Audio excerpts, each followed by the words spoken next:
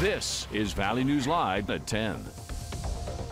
New tonight. Good evening. Thanks for joining us. I'm Nashay Taylor. The Fargo Police Department is investigating another weekend shooting. Officers were dispatched to the 100 block of University Drive North at 2:30 this morning for a report of vandalism. Once on the scene, officers discovered glass from the front door of a business had been broken. They also found evidence leading them to believe that shots were fired. A short time later, police learned a victim showed up to a local emergency room. Police say the victim did sustain injuries, but they are not life-threatening. The investigation remains active at this time. Now, it was a bit cooler today. Nathan is here now to share with us what we can expect for the rest of the week. Nathan. Yeah, thanks, Nashay. Boy, it really was cool today. We had a few showers around, a bit of a breeze. Definitely felt fall in the air, but keep those pumpkin spice lattes to yourself for now because summer is not done with us yet. But take a look at this beautiful Grand Forks home of economy Skycam. Just a very light breeze out there. We'll say a light and variable wind across the region right now. Still a few clouds lingering in Grand Forks, but you see the clear sky there on the horizon. So clear skies moving from west to east as those showers that were around today are finally pushing their way out into northern Minnesota and starting to fizzle out as well. So notice Lake of the Woods County, Beltrami County, maybe some in Roseau County. Just seeing a few lingering raindrops and dribbles there at this point, with high pressure finally making its way across the Devil's Lake Basin now into the Red River Valley as we speak. Big picture shows high pressure still large and in charge across all of North Dakota and even into Montana, Idaho. We are quiet. So that's a good sign for any outdoor plans you've got for this week, but we'll talk about that, of course, in a couple minutes. Temperatures currently 50s for areas like Devil's Lake, Jamestown, Grand Forks at 59, Fargo, one of the warmer spots at 61. But of course, Nashay, another cool night in store, but again, I said summer's not done with us yet, so I'll break down that full forecast coming up in a few minutes. You're talking about pumpkin spice. It's way too early to even be chatting about it at all. We'll get there. We'll get there. Yeah, we just got to hold on to what we got left for the summer. All right. Thanks so much, Nathan. The Senate being equally divided, the Vice President votes in the affirmative, and the bill, as amended, is passed. The U.S. Senate working overnight and throughout the day today, holding a series of amendment votes as they move toward final passage of the Democrats' sweeping health care, climate, and tax bill. Cole Higgins has the latest. The U.S. Senate passing a $750 billion health and energy bill Sunday with the help of tie-breaking Vice President Kamala Harris, but not before a vote-a-rama that kicked off on the Senate floor late Saturday night. I ask unanimous consent that all remaining time on the bill be yielded back, that there be 2 minutes for debate equally divided prior to each vote with respect to the reconciliation bill. The Senate taking a series of back-to-back amendment votes in the marathon event, a necessary step to be able to hold a final vote on what Democrats are calling the Inflation Reduction Act. I don't believe this new bill is going to lower inflation. That's where I'm at.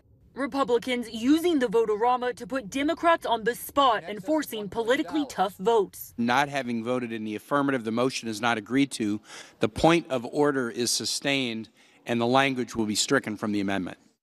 A provision that would have limited insulin prices to $35 per month on the private insurance market was struck from the bill after Republicans raised a point of order, resulting in a vote to strip it out. The $35 per month cap remains in place for Medicare beneficiaries. The bill also includes Medicare power to negotiate some drug prices, caps Medicare out-of-pocket costs for prescription drugs at $2,000, extends Affordable Care Act subsidies for 3 years, and includes $369 billion to combat climate change.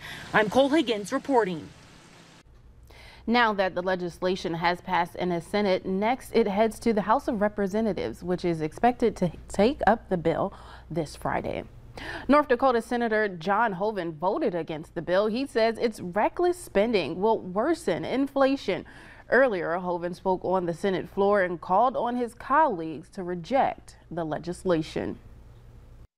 We have the resources and the capabilities to reduce that inflation, to address the stagnation. This tax and spend bill is not the way to do it. Senator Kevin Cramer also voted against the Inflation Reduction Act. In a statement today, he said, quote, "This bill is fiscally irresponsible, needlessly bureaucratic, and damaging to every sector of the American economy, from energy to agriculture to pharmaceuticals and manufacturing. It's going to put a dent in every American's bottom line." Now, meanwhile, the U.S. dollar is up more than 10%, near its highest level in 2 decades. While that's great news for American tourists traveling overseas, it's causing debt problems for emerging economies.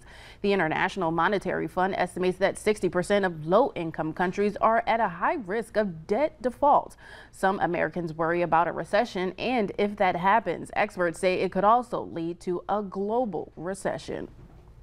4 businesses in Grand Forks are being penalized after tobacco products were sold to individuals under 21. The Grand Forks Police Department conducted compliance checks of a total of 16 businesses. Out of the 4 that failed were 2 Simonson's locations on Gateway Drive, Hugo's grocery store on Columbia Road, and Walmart on Gateway Drive. Citations were also issued to workers that sold the products.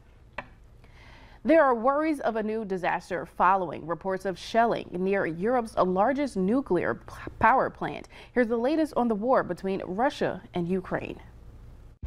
Smoke rises above the pylons at the Zaporizhzhia nuclear power plant, each side blaming the other for explosions that downed high-voltage power lines, prompting engineers to shut down a reactor.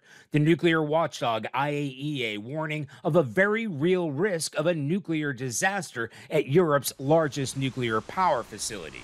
Seized by Russia in March, but kept running by Ukrainian staff since. The Ukrainian president accused Russia of using the plant as a weapon. Any shelling of this facility is an open, brazen crime and an act of terror, he said. The clashes at the plant came as Russian forces stepped up their offensive on frontline cities like Mykolaiv, which has come under the worst shelling since the first days of the war. This is all that's left of the regional government headquarters. This attack happened in the first few weeks of the war, but the bombardment has continued as this city remains a major strategic target for the Russian military. Even the hospital has provided no sanctuary against the onslaught in a series of nightly bombings and indiscriminate shelling of civilian areas. Ukrainian forces have been able to strike back with American-supplied HIMARS systems able to take out targets far behind Russian front lines. But as the Russian Ministry of Defense released videos showing soldiers in combat, British intelligence chiefs warned that the Russian military is almost certainly massing in southeastern Ukraine, concentrating forces and firepower for an all-out assault. Hollywood actress and producer Jessica Chastain met with Ukrainian President Volodymyr Zelensky. During the meeting with Zelensky, he thanked her for visiting as she praised the people of Ukraine for being, quote, very brave and strong. 2 more people are dead after a suspected targeting of Muslim men in New Mexico. After 3 Muslim men were murdered in the last 9 months, 2 more were killed yesterday, creating a trend that police believe they are connected. They believe the men are being targeted because of their race and religion. The FBI is also joining in on the investigation. Both President Joe Biden and Vice President Kamala Harris responded to the tragic news of the 4 men that were killed. In a tweet, Biden stated, quote, "I am angered and saddened by the horrific killings of 4 Muslim men in Albuquerque. While we await a full investigation, my prayers are with the victims' families." Later on Valley News Live at 10, a local family looks to help a little lamb live a better life. And things are quiet on our Luther Family Ford Skycam. I expect it to stay that way all night long. Light and variable wind. Low 50s in the south there for those morning temperatures on Monday in Grand Forks. Same story, clear skies. You'll see some upper 40s though tomorrow morning in the Northern Valley. We'll break down your full forecast next.